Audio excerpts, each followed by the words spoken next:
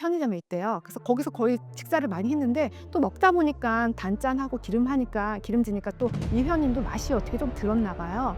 그래서 결혼하고서 20kg가 쪘대요. 그러면서 문제는 살찐 것만이 아니라 다낭성 난소증후군, 이게 호르몬이 교란되면서 생기는 병이고, 문제는 그거로 인해서 임신이 안 되는 거예요. 편의점 음식은 신선식품 별로 없잖아요. 다 가공식품이고, 그리고 화학 첨가물, 탁색제, 방부제 이런 것들로 많이 들어가 있잖아요. 계속 관리 받으면서 그분이 20kg 다 뺐어요. 그러면서 그 자연 임신. 그럼 일단은 뭐 사실 고기를 안 좋아하는 사람이 거의 없다고 생각이 되고, 저는 실제로 카니보어라 해 가지고 오히려 고기만 먹어야 된다. 고기만 먹었더니 살이 빠지고 몸이 좋아지더라. 그리고 그 건강 검사를 했을 때도 아무런 문제가 없더라라는 분도 인터뷰했었거든요. 그래서 그분은 오히려 현미나 이런 것들이 거기에 이제 우리가 흔히 얘기하는 파이토케미컬이라고 하잖아요. 그 독이 들어있기 때문에 안 좋다고 말씀하신 정반대의 분도 인터뷰했었거든요. 근데 어쨌거나 작가님도 고기를 좋아하셨던 분이었고, 또 단순하게 고기가 몸에 나쁘다 뭐 이런 차원을 넘어서서 이제 공장식 사유의 문제점을 말씀해 주셨잖아요. 뭐 고기에 어떤 문제가 있을까요? 사육하는 데 있어서? 일단 육식의 문제는 뭐냐면요. 너무 과해. 과지방, 과단백. 우리가 적정하게 섭취해야 되는 것들은 어느 정도, 이제 그 단백질 경우에는 한 8%라고 했잖아요. 근데 이게 고기 해 갖고 먹다 보면은 단백질 신화에 빠지면은 뭐 거의 한 20% 이상을 섭취하게 된대요. 그러면은 치명적으로 우리 몸이 되게 산성화돼요. 산성화되면 녹슨다고 하잖아요. 철이 녹쓰는 거랑 똑같아요. 그렇듯이 안에 이제 면역력이 약해지면서 염증이 생기고 그게 병이 되고 이렇게 하는 거거든요. 뭐든지 과유불급이라고, 과하면 좋지가 않아요. 근데 육식에는 그런 지방이나 단백질이 너무 과하게 들어있어서 일단은 그래서 안 좋고, 그리고 제가 육식을 많이 먹었을 때 그 카니버 그분은 뭐 본인에 맞는 식단이 하겠지만은 뭐 반대할 거는 없지만은 각자 다 자기 식단에 맞게끔 찾아가는 거예요. 저는 그게 채식이 저한테는 조금 있더라고요. 그게 더 신뢰가. 그래서 그 고기를 아침부터, 저는 테라피스트라는 직업 특성상 강한 압을 줘야 된다는 이런 강박이 있어요. 그래야 좀 시원하게 풀어줄 수 있다는 생각이 있어 갖고, 힘을 되게 쓰려면은 단백질 고기를 먹어야 된다. 아침에도 고기 먹고, 그리고 끝나면은 뭔가 허하면은 이제 그 하루 힘들게 보냈으니까는 그 보상 심리로 또 고기를 먹고, 항상 치킨 아니면 뭐 삼겹살 이런 것들이 거의 다 주가 되었던 것 같아요. 냉장고에도 꽉꽉 채워 놓고. 근데 반성 필요해요. 그리고 인제 그런 담석증이나 그런 과민성 대장염, 나중에 알고 보니까 그런 것도 다 그런 고기에서 그 몸이 산화돼서 오는 거라고 하더라고요. 그래서 너무 아침에도 일어나는데 너무 피곤하고, 인제 그래서 병원에 갔더니, 건강검진이 있어 갖고 갔더니 거기서 그 대장에 용종이 10 개인가? 10 개인가 나왔어요. 예, 그때 한참 그 저탄고지를 할 때였어요. 그래서 의사 선생님한테 말했더니 당장 그만두라고. 그리고 중성지방이랑 콜레스테롤 수치가 그때 확 높아졌어요. 그래서 안 된다고 중지하라고 해서 중지를 했거든요. 그리고 제가 담석이 엄청 심했는데, 담석 혹시 알아보셨어요? 겪어 보셨어요? 아니요, 아니. 예예. 그게 이제 담석이란 게 담즙 분비가 너무 그 지방 섭취가 많으면 담즙 분비가 많이 나 갖고 그게 돌이 되는 거래요. 근데 이제 그게 금방 급체한 것처럼 숨이 그냥 금방 끊어질 것 같고 진짜 고통스러워요. 엄청 아프고. 그런 병들도 있었고, 대장에서 용종이 나오고 뭐 이런저런 이유로 그 고기를 많이 먹어서 그런 병이, 저는 제가 생각하기에는 그렇거든요. 그러면서 인제 그 식단을 바꿨어요. 그리고 공장식 축산의 폐해는 뭐냐면, 제가 그 MBC 스페셜 고기 랩소디라는 프로를 봤어요. 구제역으로 이제 소나 돼지 이런 것들이 막 그 매몰돼서 살처분되는 그런 장면이었어요. 어떻게 그런 걸 찍었나 몰라요. 너무너무 잔인하고 진짜 아비규환, 생지옥이 따로 없던데요. 걔네들은 막 살려고 발버둥 치면서 올라오고, 그거를 인제 사람이 막 포크레인으로 찍어 갖고 다 매몰하고, 그러면서 인제 우리가 그 엘리베이터에 갇힌다고 생각해 보세요. 한 5 명이 있다 생각해 보세요. 거기 갇혔어. 갇히고 그냥 밥만 주는 거야. 그 안에서 옴짝달싹도 못 해요. 그게 완전 미치겠죠. 그렇듯이 이 동물들도 완전 밀집사육 요새 많이 하잖아요. 딱 수틀에 갇혀 갖고, 이게 근육과 뼈가 있는 동물들은 움직여야 돼요. 근데 못 움직이게 하고 계속 거기다가 사료만 주고 몸집만 키우잖아요. 그러면은 얘네들이 이상 행동을 많이 하고 공격성이 높아지면서 자기 꼬리도 잘라 놓고 이빨도 다 그 스툴에다가 해 갖고 다 그 면역력이 굉장히 약해져 갖고 전염병에 노출이 많이 된대요. 그러면서 계속 항생제나 이런 것들이 투입이 되고, 그러니까 그런 것들이 다 쌓여서 우리 몸으로 오는 거예요. 그렇듯이 굳이 과담배, 과지방이 많으면서 내 몸을 병들게 하고 그리고 타 생명을 그렇게 잔인하게 비참하게 키우면서 환경도 안 좋게 키우면서 '그거를 굳이 먹어야 되나.' 하는 그런 뭐 생각이 들었어요. 이제 고기의 그 사육 과정 이것들을 또 알게 되면서 고기도 이제 좀 지금 완전히 안 드시는 건 아니죠? 네네. 많이 줄일 수 있게 된 거죠?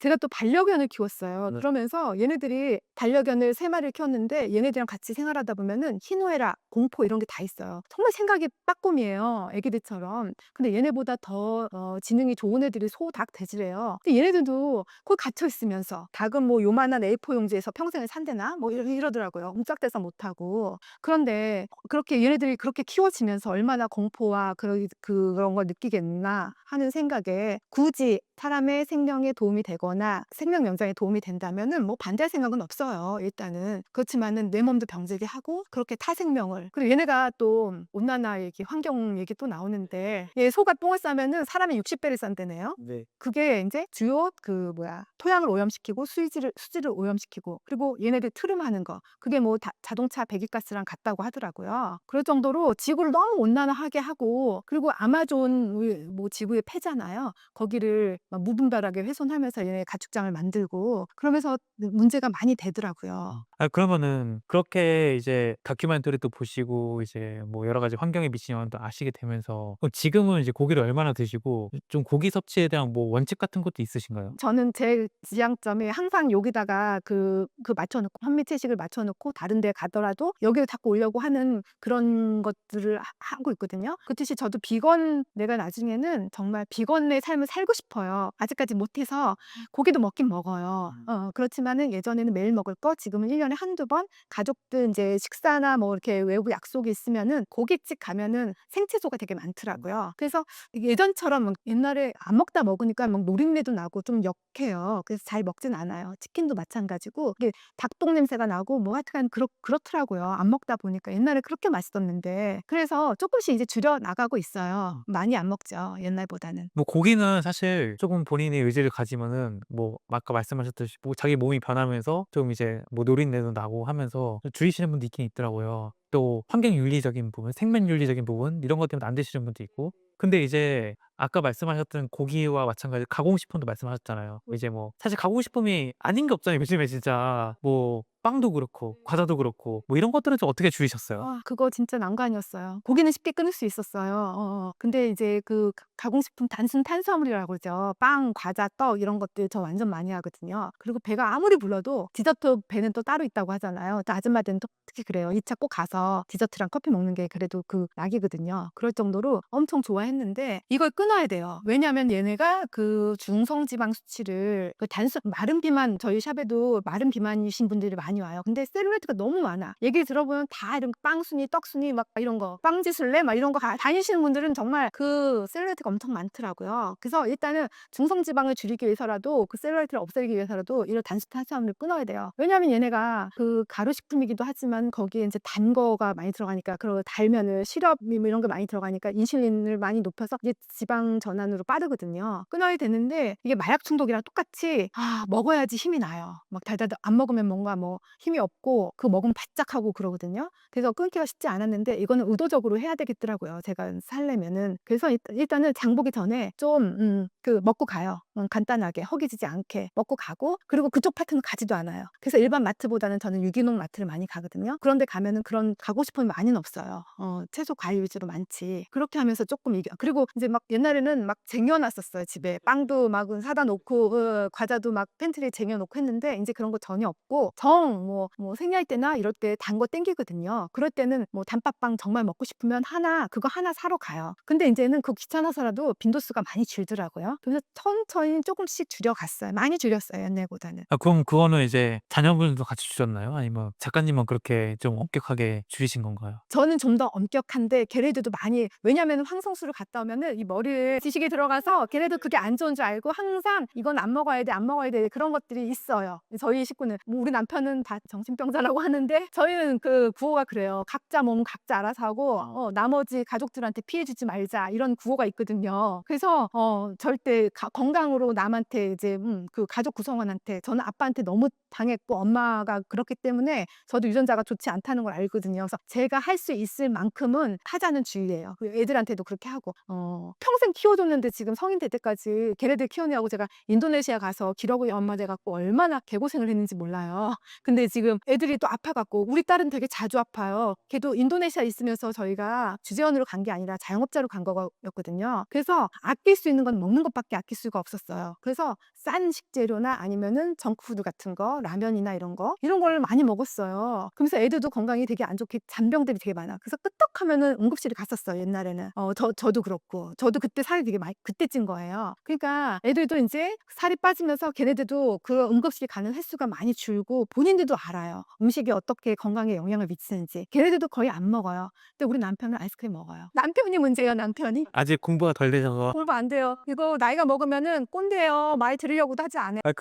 뭐 요즘에 10 대, 20 대들이 사실 한 끼 식사값이 많이 오르기도 해서 사실 편의점에서 이제 때우는 경우도 많잖아요. 저는 이제 책에서 그 회원님의 사례죠. 편의점 음식을 이제 많이 드셨던. 그래서 그분 사례 좀 얘기해 주면 좋을 것 같아요. 네. 제가 제일 불쌍하게 생각한 애들이 편의점에서 때우거나 아니면 우리 아들 PC방에서 아르바이트를 했는데 거기서 뭐 그런 컵밥 같은 그거를 거의 주식으로 먹는 애들이 많대요. 너무너무 안 됐고 불쌍하더라고요. 그리고 엄마랑 같이 다니면서 이렇게 큰 뭐 그런 커피점에 전문점에 막 그 크림 많이 올라간 거 애들 색깔 많이 들어간 거 이렇게 빨고 다니는 애들 쟤네 어떻게 하면 좋아. 좀 내가 가서 얘기해 주겠다. 이런 오지랖이 발동될 정도로 그게 그런 화학 첨가물 시럽 그런 것들이 들어가면은 정말 그 건강에 치명적이거든요. 근데 우리 고객님이 30대 한 중반 정도의 그 고객님인데 이제 갓 결혼을 했고 그 새댁이었어요. 근데 그분이 결혼 전에는 그게 없었다고요. 그 체중 고민도 없었고 특별한 질병도 없었대요. 그런데 이제 남편이 편돌이라고 불리는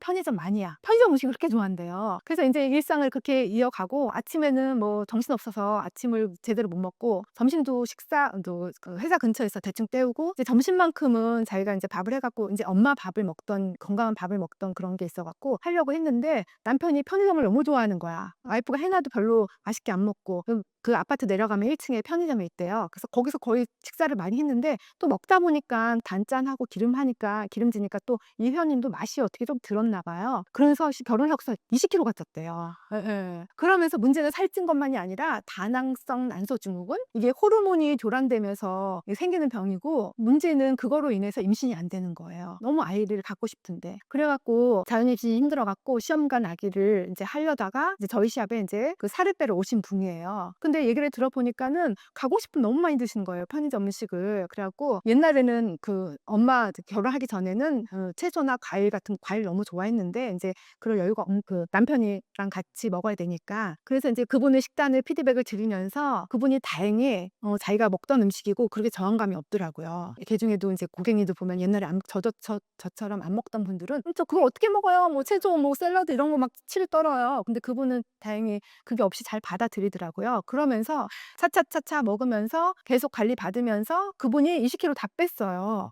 그러면서 그 자연 임신 소식을 전해 왔는데 정말 제가 친정 엄마처럼 너무 기쁘고 진짜 사명감이 엄청 뿌듯하더라고요. 자, 그러고 보면 먹는 게 참 진짜 중요한 것 같아요, 이게. 편의점 음식은 신선식품 별로 없잖아요. 다 가공식품이고 그리고 화학 첨가물, 착색제, 방부제 이런 것들로 많이 들어가 있잖아요. 그러니까 우리 몸에 들어가서 이게 호르몬을 교란시키고 그리고 인슐린 저항성이 너무 빨리 올려 갖고 이제 지방 전환도 시고 그리고 우리 몸의 해독 시스템, 간과 신장 해독 시스템을 마비시키기 때문에 이래서 많이 문제가 되고 우리 몸은 그 700만 년 동안 먹어왔던 채소, 과일을 기억하고 있다는 거를 잊지 말았으면 좋겠어요. 그럼 작가님께서는 지금 식사를 어떻게 하고 계시는지가 궁금하거든요. 뭐 진짜 구체적으로 뭐 아침에 어떤 거에 어떤 반찬에 몇 시에 먹고 점심은 또 어떻게 드시는지 한번 알려주면 좋을 것 같아요. 일단은 아침은 이게 나이가 먹으면서 이게 자연이 되게 좋아져요. 그래서 이게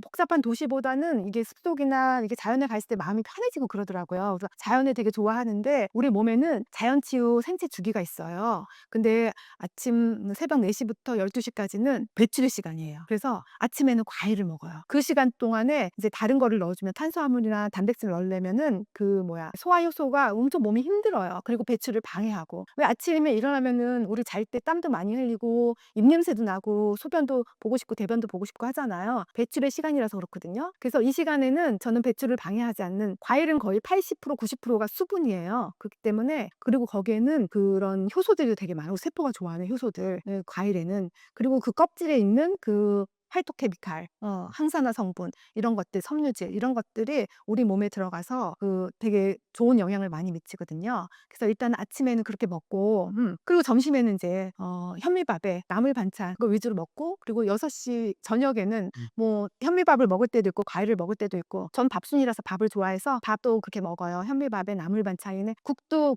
되게 좋아해요. 그 대신 짠 국 대신에 채소로 낸 국, 그냥 국물만 이렇게 떠먹는 국 있잖아요. 뭐 거기다가 두부를 넣었다든가 된장을 넣었다든가 아니면은 뭐 우거지를 넣는다든가 해갖고 그런 국을 슴슴하게 갖고 그렇게 같이 먹으면서 모든 식사는 6시 이전에 끝. 그리고 좀 공복을 즐겨요. 네, 늦게 먹으면은 소화가 안 돼서 잠자는 것도 많이 힘들고 아침에 일어나도 컨디션이 별로 안 좋더라고요. 그래서 일단은 저는 옛날에는 야식을 먹어야지. 우리 식구들 다 엄마가 늦게 끝나니까 이렇게 다 모여서 10시에 야식 시켜놓고 가족들이 모여갖고 이게 얘기하면서 그게 낙이었거든요. 그러니까 다 전반적으로 다 별로 건강이 안 좋았어요. 근데 이제는 다 6시 이전에 모든 게 끝나고 그리고 뭐 가족들이 이렇게 뭐 저녁에 만날 일이 있으면은 뭐 차를 먹는다던가 과일을 먹는다던가 뭐 이렇게 하지 예전처럼 막 거하게 먹진 않아요. 그럼 아침에 뭐 과일은 뭐 얼마나 어떤 걸로 드세요? 과일은 저는 신토부리 수입 과일보다는 우리나라에서 난 것들 그리고 제철 과일 그 제철 따라서 바꿔서 먹거든요. 그래서 과일 먹는 맛이 또